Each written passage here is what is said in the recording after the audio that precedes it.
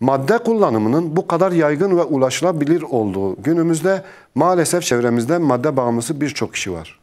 Çocuklarımızı bu tür kötü alışkanlıktan koruyabilmenin yollarını bilmeli ve araştırmalıyız. Bu alanda ailelere büyük görevler düşüyor. Bunlardan bazıları: güçlü ve pozitif aile bağları, başkalarıyla kıyaslanmadan kaçınmak, nasihat yerine empatik bir yaklaşımla çocukla iletişim kurmak, yargılayıcı, aşağılayıcı bir üsluptan ziyade sakin ve yumuşak bir şekilde ilgilenmek ve en önemlisi çocukların kimlerle arkadaşlık ettiğinden, nerelerde vakit geçirdiğinden, nelerle meşgul olduklarından haberdar olmak. Çünkü çocuklarımızın kendi hallerine bırakamayız. Okulların açılmasıyla birlikte edinilen arkadaşlıkların çocuklar üzerindeki etkileri de malum.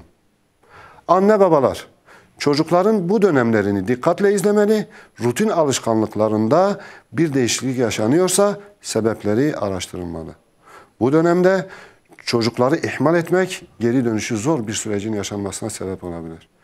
Benim çocuğum böyle şeyler yapmaz diyen birçok ebeveyn maalesef bu acıyla yüzleşmişlerdir. Bu nedenle bu anlayışı terk edip önleyici tedbirler almak gereklidir.